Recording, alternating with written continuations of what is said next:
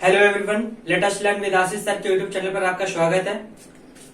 जैसा कि हम लोग पढ़ रहे थे एक्टिव एंड पैसिव वॉइस, और हम लोगों का आज का एक्टिव एंड पैसिव वॉइस का सेकंड सेशन है। हम लोगों ने फर्स्ट सेशन में एक्टिव एंड पैसिव वॉइस के जितने भी रूल्स थे वो पढ़ लिए थे, जितने भी इंपॉर्टेंट रूल्स थे जिनके बेसिस पे आपको पूरा कंप्लीट करना है। ओके, आज का जो सेशन है वो हम आपको उसके आगे के जो टाइप्स हैं, मतलब किस किस टाइप के बनते हैं, असर्टिव, इंट्रोगेटिव, इम्परेटिव, इन सब के कैसे पैसिव वॉइस बनते हैं, ये सब चीजें हम अब धीरे धीरे उनके रूल्स और भी टाइप्स एक्सप्लेन करेंगे।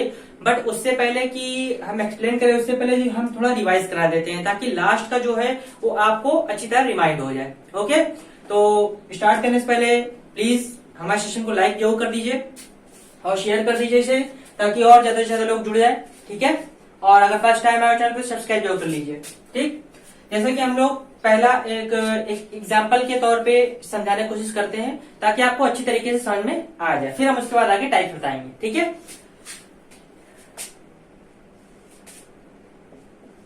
जैसा कि एग्जाम्पल है,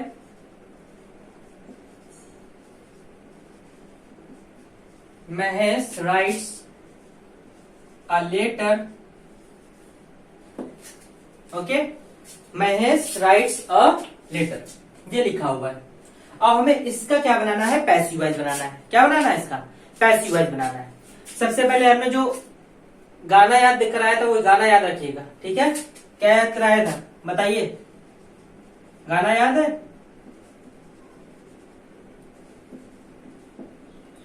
और सब्जेक्ट, वर्ब, ऑब्जेक्ट, ये पहचानने का तरीका बताया हुआ था। सब्जेक्ट हम कैसे पहचानते हैं, वर्ब हम कैसे पहचानते हैं, ऑब्जेक्ट कैसे पहचानते हैं। ठीक है, सब्जेक्ट को हम कैसे पहचानते हैं ये चीज हमने बताई थी कि अगर किसी टेंस में कौन का उत्तर मिल जाए कि वो काम कौन कर रहा है, तो वही हमारा क्या होता है, सब्जेक्ट होता है, डूअर होता है। ठीक है, यहां पत्र कौन लिख रहा है, महेश लिख रहा है, तो सब्जेक्ट कौन हुआ, महेश हुआ। ठीक, अब ऑब्जेक्ट कैसे पहचानते हैं, हमने दो शब्द बताए थे, क्या और किसको। अगर हमें क्या या किसको का अर्थ मिल जाए, महेश क्या लिखता है, पत्र लिखता है, ऑब्जेक्ट क्या है, पत्र। ठीक, तो इस तरीके से हमें दोनों चीजों की पहचान हो। अब हमने क्या बताया था, 1 2 का 4, 4 2 का 1, माई नेम इज लखन। पता है ना, ऑब्जेक्ट इधर आता है, सब्जेक्ट इधर जाता है, वो भी बाई के साथ, और वर्ब की थर्ड फॉर्म आती है, और यहां पर क्या आती है, हेल्पिंग वर्ब आती है। बताया था, सारे रूल्स रिमाइंड कर लीजिए। ठीक है, और ये भी बता दिया था कि हेल्पिंग वर्ब कैसे आती है। हमने दो नोट पॉइंट लिखवाए थे। पहला नोट पॉइंट क्या लिखवाया था कि इंडेफिनिट और परफेक्ट टेंस के जो पैसिव वॉइस बनते हैं उनमें जो हेल्पिंग वर्ब यूज होती है वो उनके आगे के टेंस की यूज होती है। मींस इंडेफिनिट में कॉन्टिन्यूअस की और परफेक्ट में परफेक्ट कॉन्टिन्यूअस की। ओके, और उसके बाद जो हमने बताया था कॉन्टिन्यूअस टेंस में, तो कॉन्टिन्यूअस टेंस में हमने बताया था हेल्पिंग वर्ब कि उस हेल्पिंग वर्ब में बस बीइंग लग जाता है, BEING। क्या लग जाता है, BEING। ठीक है, देखिए सबसे पहले हम ऑब्जेक्ट को इधर लाते हैं, और लेटर, राइट की थर्ड फॉर्म रिटन, बाई लगा के सब्जेक्ट मतलब कि बाई महेश। अब हम लोग हेल्पिंग वर्ब की बात करते हैं। क्या हेल्पिंग वर्ब कौन सी आएगी, हेल्पिंग वर्ब का हमने तरीका बताया हुआ है। ये सबसे पहले हम इस टेंस को पहचानते हैं। प्रेजेंट इंडेफिनिट है, कौन सा टेंस है, प्रेजेंट इंडेफिनिट।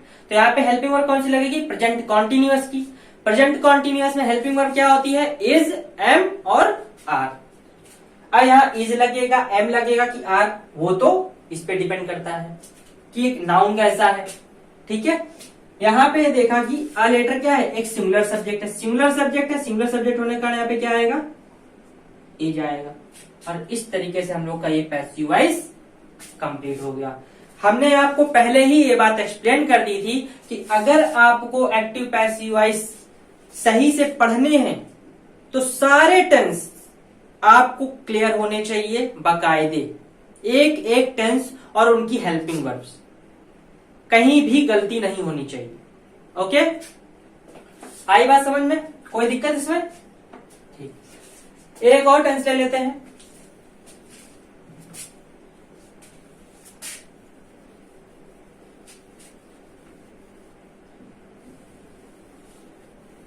जैसे कि दूसरा टेंस लेते हैं कि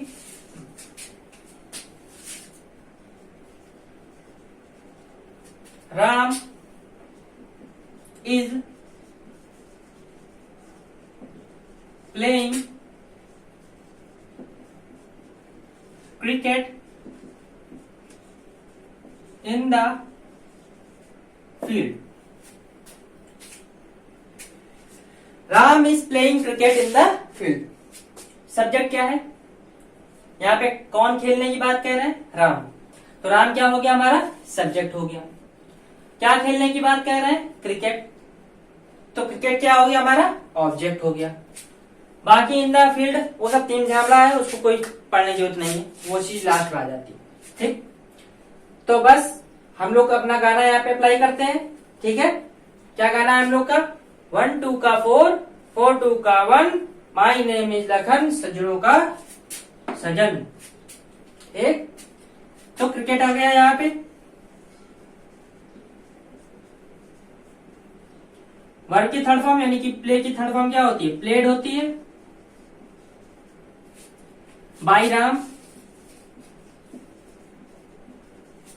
इन द मैदान।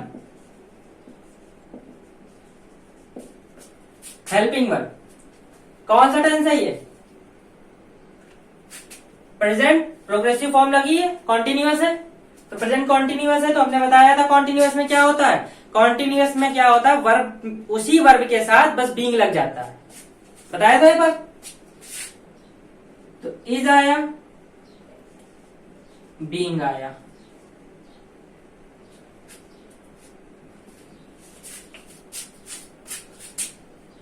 आया समझ में? कोई प्रॉब्लम? अच्छा, अगर कोई पूछ ले कि ये टेंस कौन सा बना, तो आप बता पाओगे? देखो, ये क्या है? प्रेजेंट। थर्ड फॉर्म क्या दिखा रही है? परफेक्ट है। प्रोग्रेसिव फॉर्म क्या दिखा रही है? कॉन्टिन्यूअस है। Present perfect continuous tense. Okay, अगर कोई आपसे पूछ भी लेता है कि ये कौन सा टेंस है, तो आप बता सकते हो कि ये कौन सा टेंस है? प्रेजेंट परफेक्ट कॉन्टिन्यूअस टेंस है। ठीक है, याद रखना, कभी भी इन हेल्पिंग वर्ब से किसी भी टेंस की पहचान नहीं होती है। ये बात हम बार बार बताते रहते हैं। ठीक है, कभी भी गलती मत करना कि कहीं अगर आप इज एमआर देख लो तो आप सीधे लगाने क्या लगो कि ये कौन सा टेंस है? कॉन्टिन्यूअस है। कॉन्टिन्यूअस है, बट आगे देख लो अगर थर्ड फॉर्म है तो परफेक्ट भी है। ठीक है, कोई दिक्कत? चलिए, अब हम लोग अगर ये रूल समझ आ गए हो तो कुछ चीजें बताने जा रहे हैं। ठीक है, सबसे पहले हम प्रोनाउंस के बारे में बता देते हैं। क्या बता देते हैं? प्रोनाउन के बारे में। प्रोनाउन के बारे में क्या? अभी तक तो हमने जो सब्जेक्ट पढ़े वो सब कोई ना कोई नाउन थे। ठीक, अब बात आती है अगर सब्जेक्ट कोई प्रोनाउन हो तो फिर ऑब्जेक्ट बनाते समय वो क्या हो जाते हैं? ठीक है, क्या क्या चीज हमने बताई? तो ये है एक्टिव वॉइस और ये है पैसिव वॉइस। ठीक, जितने भी यहाँ पे प्रोनाउन है वो हम लिख लेते हैं यहाँ पे। I, we, you, he, she, it, they. I का जब पैसिव वॉइस बनता है तो मी में कन्वर्ट हो जाता है, बाई मी करके हो जाता है। वी किस में कन्वर्ट हो जाएगा? अस में। यू किस में कन्वर्ट रहेगा? यू में ही किस में कन्वर्ट हो जाएगा? हिम में। और सी हर में। इट में ही रहेगा। दे देम में हो जाएगा। ठीक, ये कुछ हल्के फुल्के रूल्स थे जो कि हमने बता दिए हैं, आप नोट कर लीजिए।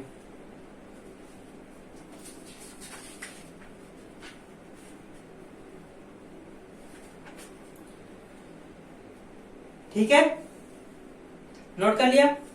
देखिए अब हम टाइप्स की बात करते हैं। ये तो एक नियम था इसलिए हमने उसको बता दिया कि जो प्रोनाउन होते हैं वो किस में चेंज हो जाएंगे, अपने किस स्टेज में, ऑब्जेक्टिव केस में। क्योंकि जब कोई सब्जेक्ट ऑब्जेक्ट बनता है तो वो किस में चेंज होगा, अपने ऑब्जेक्टिव केस में चेंज होगा। सिंपल सी बात है। चलिए अब हम लोग अपने पहले टाइप की बात करते हैं। पहले टाइप का मतलब है, देखिए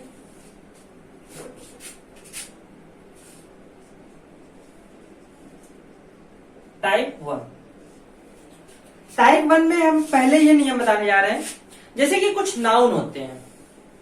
हमने जब नाउन पढ़ाया था आपको तो नाउन में हमने एक्सप्लेन किया था कि हम सिंगुलर प्लूरल, कई ऐसे नाउन होते हैं जो दिखते प्लूरल होते हैं लेकिन होते सिंगुलर है एक्चुअली में, और कुछ नाउन ऐसे होते हैं दिखने में तो सिंगुलर होते हैं लेकिन एक्चुअली प्लूरल होते हैं।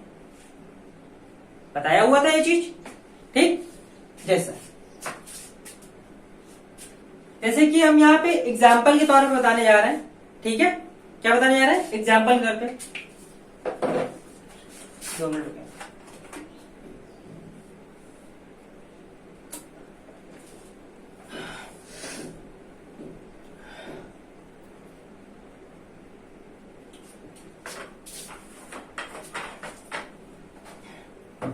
देखिए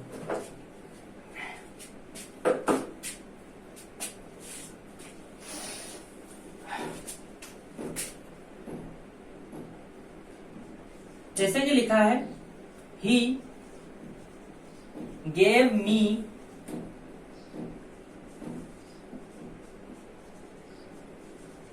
स्पेक्टेकल। क्या लिखा है, ही गेव मी स्पेक्टेकल्स, ठीक है, ये लिखा हुआ है, ही गेव मी स्पेक्टेकल्स। अब इसमें वैसे तो है 2 टाइप, लेकिन जो दूसरा टाइप है वो हम अभी नहीं बताएंगे। जैसे कि इसमें लिखा है ही गेव मी स्पेक्टेकल्स, तो इसको हम कैसे बनाएंगे, ध्यान से देखिएगा। यहाँ पे ऑब्जेक्ट क्या है, उसने क्या पहना, उसने क्या दिया है, स्पेक्टेकल दिया है, तो स्पेक्टेकल यहाँ पे क्या हो जाएगा, ऑब्जेक्ट हो जाएगा।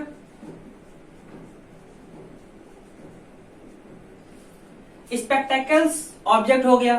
आपको पता है स्पेक्टेकल्स हो गया, सीजर्स हो गया, और ट्राउजर्स हो गया,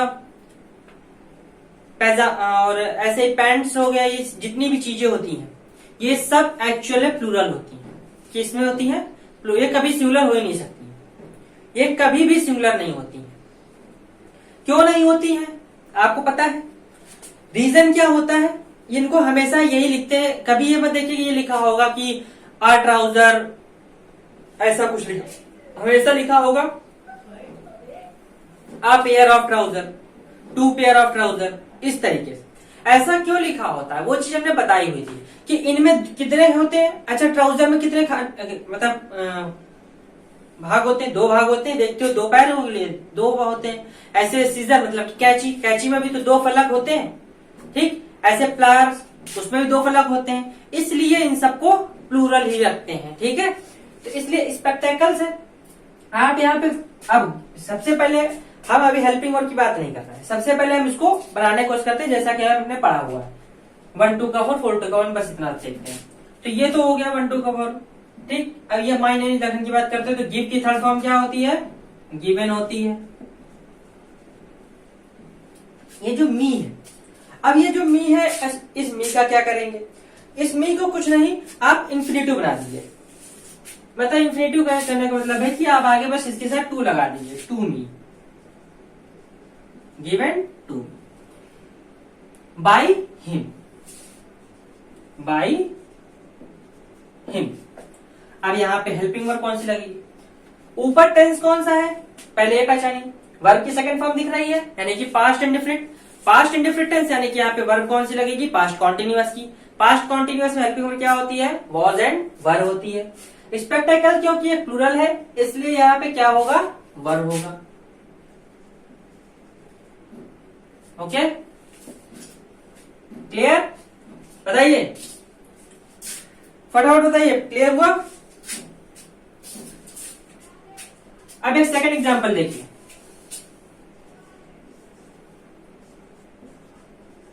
they play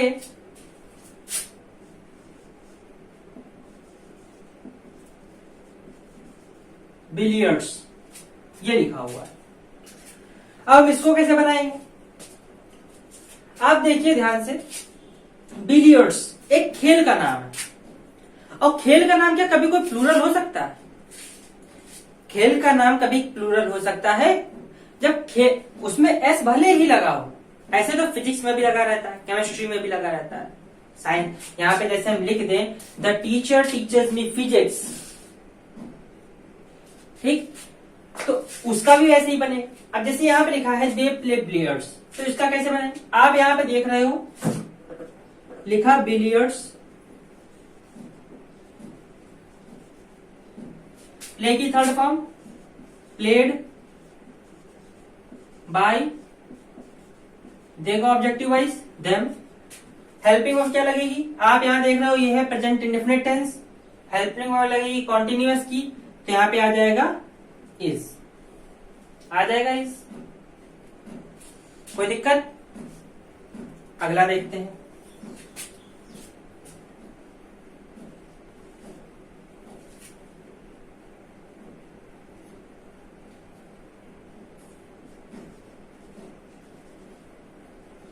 Ram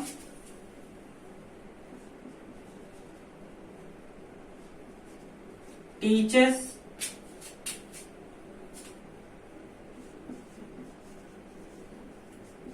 physics in the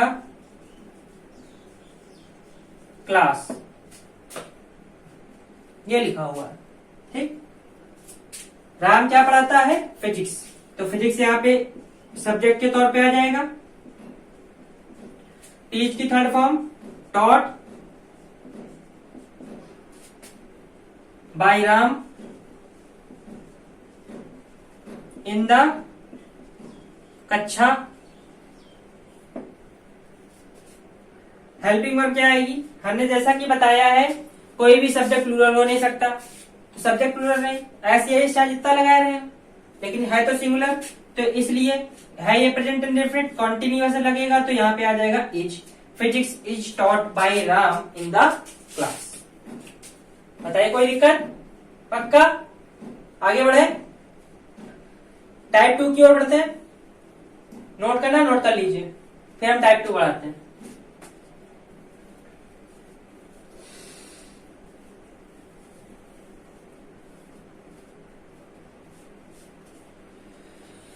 देखिए अब बात करते हैं टाइप 2।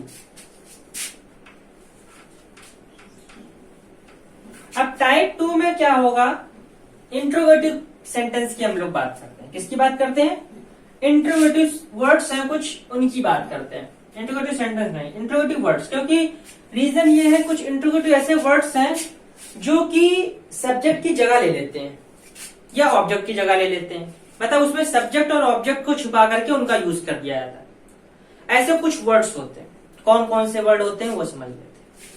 वो वर्ड होते हैं जैसे कि विच लिखा है, हु लिखा है, वॉट लिखा है, हुम लिखा है। ये 4 वर्ड्स। कौन कौन से वर्ड्स है? विच, वॉट, वाई, हुम। विच, what, Y and whom।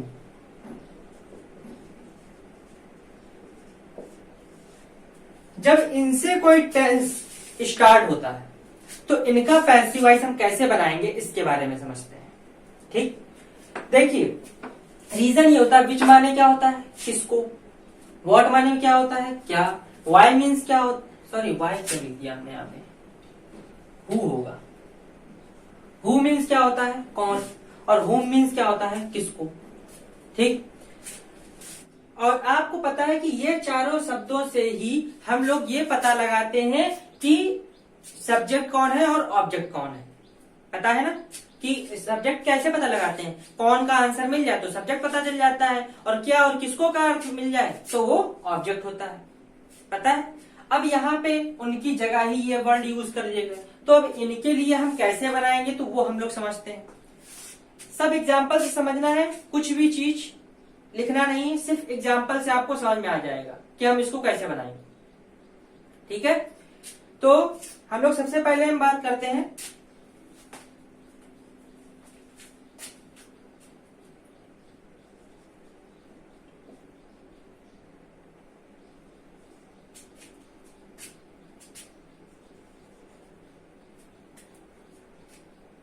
What do you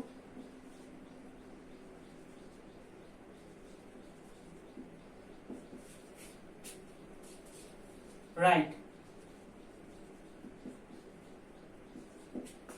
देखिए, अब सबसे बड़ी दिक्कत यह है कि इसमें ऑब्जेक्ट नहीं है।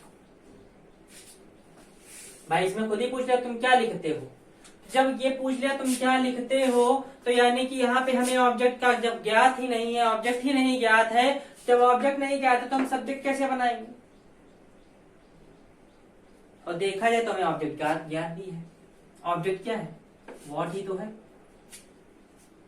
बताइए, ऑब्जेक्ट क्या है, व्हाट ही तो है। क्या का आंसर तो क्या ही है कि नहीं।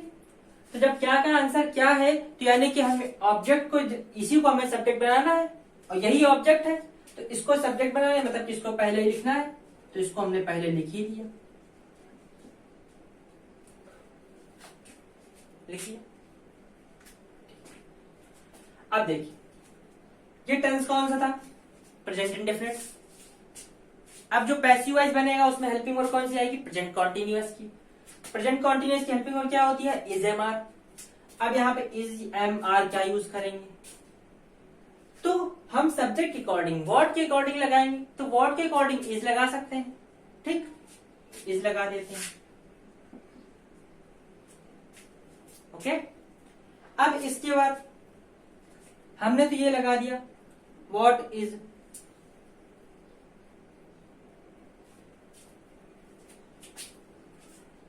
ठीक, व्हाट इज। अब इसके बाद क्या आएगा, वर्ब की थर्ड फॉर्म। राइट की थर्ड फॉर्म क्या होती है, written.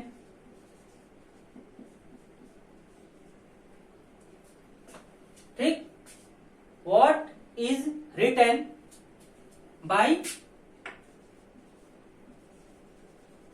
You, what is written by you. ठीक,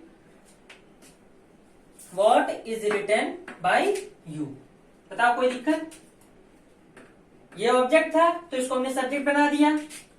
प्रेजेंट इंडेफिनिट टेंस था, हेल्पिंग वर्ब हमने इज एम आर लगा दी। राइट की थर्ड फॉर्म क्या होती है, रिटन होती है। सब्जेक्ट क्या था, यू, मतलब डूअर कौन था, यू, तो यू को हमने क्या लिख दिया, बाय लगा के लिख दिया। बताइए कोई दिक्कत। अब जैसे कि हम लोग अगला टेंस ले लेते हैं, ठीक है। जैसे अगला टेंस लेते हैं कि हु टीचेस यू इंग्लिश, ये लिखा है। तुम्हें अंग्रेजी कौन पढ़ाता है, तो यहाँ पे सब्जेक्ट कौन है, हु है। तो हु को आप यहीं पे लिखा रहने दीजिए। हु का ऑब्जेक्टिव क्या होता है, हुम होता है। ठीक, और जब ये ऑब्जेक्टिव वाइज में जाएगा बाय लगा के लिखा जाएगा, तो आप क्या कर सकते हो कि यहीं पे ही इसको क्या लिख सकते हो, बाय हूं, बाय हूं।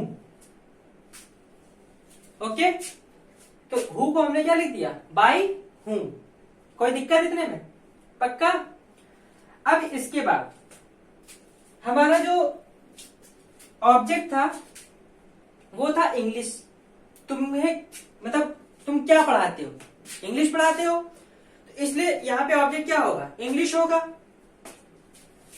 तो देखिए, और यहाँ पे एक ऑब्जेक्ट और भी छुपा हुआ है, यू। अभी इसके बारे में इसका एक हम टाइप और बताएंगे नीचे। जब दो ऑब्जेक्ट आते हैं तो यहाँ पे दोनों ऑब्जेक्ट को हम सब्जेक्ट बना सकते हैं। तो यहाँ पे जैसे दो ऑब्जेक्ट हैं, यू भी ऑब्जेक्ट है और इंग्लिश भी ऑब्जेक्ट है। जैसे किसको का आंसर यू है, तुम किसको इंग्लिश पढ़ाते हो, तो सॉरी, कौन किसको इंग्लिश पढ़ाता है, तो कौन किसको पढ़ाता है, तुमको पढ़ाता है। ठीक, तो यहाँ पे यू भी ऑब्जेक्ट है, तो यू ऑब्जेक्ट है तो उसके अकॉर्डिंग यहाँ पे क्या आएगा, आर आएगा। के ऊपर प्रेजेंट इंडेफिनिट है, तो यहाँ प्रेजेंट कॉन्टिन्यूअस बनेगा। बाय हुम आर, फिर ऑब्जेक्ट यू, टीच की थर्ड फॉर्म टॉट इंग्लिश। एक बार ध्यान समझ लीजिए, क्या लिखा हुआ था, हु टीचर्स यू इंग्लिश। तो हमने बताया हुआ है कि अगर हु लिखा हो तो हु को आप बाय हुम करके शुरुआत में लिख सकते हो, ठीक, जैसा कि आपने लिख दिया बाय हुम। उसके बाद आपको क्या करना है, यू आपको दिख रहा है, यू एक ऑब्जेक्ट है तो उसको सब्जेक्ट बनाना पड़ेगा। सब्जेक्ट के अकॉर्डिंग यहाँ पे इज एम आर आएगा, तो यहाँ पे आर आ गया, ठीक है। उसके बाद वर्ब की थर्ड फॉर्म, टीच की थर्ड फॉर्म टॉट होती है, और फिर इंग्लिश। बताइए कोई दिक्कत? ठीक है, आगे देखा जाए। अब जैसे अगला है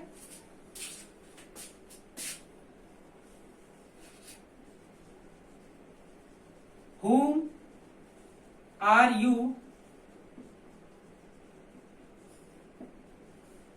teaching, क्या लिखा है, whom are you teaching, ठीक। अब इसको हम कैसे बनाएंगे, तो अगर whom बनेगा तो whom को क्या बना देंगे, who बना देंगे, क्योंकि इट्स एन, ये क्या है, ऑब्जेक्ट है, तो इसको क्या बनाना पड़ेगा, सब्जेक्ट बनाना पड़ेगा। और whom का सब्जेक्टिव वाइज क्या होता है, who होता है, तो who सब्जेक्ट होता है, तो उसको कैसे बनाएंगे, तो who आ जाएगा यहाँ पे शुरुआत में, ये क्या हो जाएगा, who। अब जब भी यहाँ पे कोई इंट्रोगेटिव वर्ड लिखा रहता है और वो एक सब्जेक्ट की तरह बिहेव करे, तो उसके लिए जो वर्ब आती है वो सिंगुलर वर्ब ही आ रही थी, ठीक है। तो यहाँ पे इज एम आर में इज ही का यूज करेंगे। और आपको पता है जब कोई प्रेजेंट कॉन्टिन्यूअस टेंस या पास्ट, मतलब कोई कॉन्टिन्यूअस टेंस होता है तो उसमें बीइंग लग जाता है, तो हु इज बीइंग हो जाएगा। टीचिंग की थर्ड फॉर्म क्या होती है, टॉट होती है, और यू को क्या लिख देंगे, by you. Who is being taught by you. बताइए समझ में आ गया, आया समझ में? तो ये था टाइप 2, ठीक है। अगर किसी को कहीं भी कोई भी प्रॉब्लम हो तो बता सकता है। एक बार फिर से हम इसको एक्सप्लेन कर देते हैं। जैसा कि लिखा हुआ था पहला, व्हाट डू यू राइट, क्या लिखा है, व्हाट डू यू राइट या व्हाट आर यू राइटिंग, कुछ भी ऐसा लिखा हो, ठीक है, उससे हमें मतलब नहीं, यहाँ पे टेंस कोई भी हो, मतलब हमारा ये इंट्रोगेटिव वर्ड समझाने का है। व्हाट लिखा था, क्योंकि यहाँ पे व्हाट एक ऑब्जेक्ट था, क्योंकि यहाँ एक व्हाट ऑब्जेक्ट था, ऑब्जेक्ट था, बिहेव कर रहा था। जब ऑब्जेक्ट था तो इसको सब्जेक्ट बनाना पड़ेगा। सब्जेक्ट बनाने के लिए हमने व्हाट को पहले लिख दिया, व्हाट तो पहले लिखा ही था, लेकिन व्हाट को हमने एक सब्जेक्ट बना दिया। जब सब्जेक्ट बनाए तो उसके अकॉर्डिंगली वर्ब यूज होगी। अभी तक जो वर्ब ऊपर यूज कर रहे थे वो हम यू के अकॉर्डिंग यूज कर रहे थे, और हमने अभी बताया कि जब भी कोई इंट्रोगेटिव वर्ड होता है तो उसके लिए हमेशा सिंगुलर वर्ब ही यूज करते हैं, तो इसलिए यहाँ पे व्हाट इज आ गया। फिर वर्ब यूज करते हैं, राइट की थर्ड फॉर्म रिटर्न होती है। फिर यू एक सब्जेक्ट था तो उसको बाय लगा के लिख दिया, बाय यू, ओके। ऐसे ही हु टीचर्स यू इंग्लिश, यहाँ पे हु सब्जेक्ट था, उसको हमें ऑब्जेक्ट बनाना था, तो बाय हुम करके लिख दिया। प्रेजेंट इंडेफिनिट टेंस था तो इज एम आर लग गया, तो आर आ गया, किसके अकॉर्डिंग आएगा, वो यू के अकॉर्डिंग आएगा, ठीक है। बाय हुम आर यू, फिर टॉट इंग्लिश, ओके। यही हुम और यू टीचिंग है, तो हुम के लिए क्या हो जाएगा, हु हो जाएगा। और हमने कहा था इंट्रोगेटिव वर्ड के लिए सिंगुलर वर्ब आती है, तो इज हो गया। फिर बीइंग, क्योंकि आपको पता है कॉन्टिन्यूअस में बीइंग लग जाता है। फिर टीच की थर्ड फॉर्म टॉट, और बाय यू, ओके। आए समझ में? ये टाइप 2 अच्छी तरीके से समझ में आ गया, किसी कोई प्रॉब्लम? अब जो इसके आगे के जो टाइप्स हैं वो हम आपको नेक्स्ट सेशन में बताएंगे। अगर आपको ये चीज बहुत अच्छे समझ में आ गई और टाइप्स अच्छे लग रहे हो तो फटाफट हमारे सेशन को लाइक जो कर दीजिएगा, ओके। अगर कोई भी प्रॉब्लम हो तो हमने आपको बताया हुआ है कि आप हमारे टेलीग्राम पे मैसेज कर सकते हो, व्हाट्सएप ग्रुप के साथ जुड़ करके आप भी मैसेज कर सकते हो, नहीं तो आप हमें डायरेक्टली कॉल भी कर सकते हो, कोई प्रॉब्लम नहीं है। बट अगर बहुत जरूरी हो तो ही कॉल, नहीं तो आप मैसेज ही करिए, ठीक है। और बाकी आप हमारे इस सारी टेलीग्राम ग्रुप से जुड़िए, और प्लीज क्विज को अटेम्प्ट करना मत भूला करिए।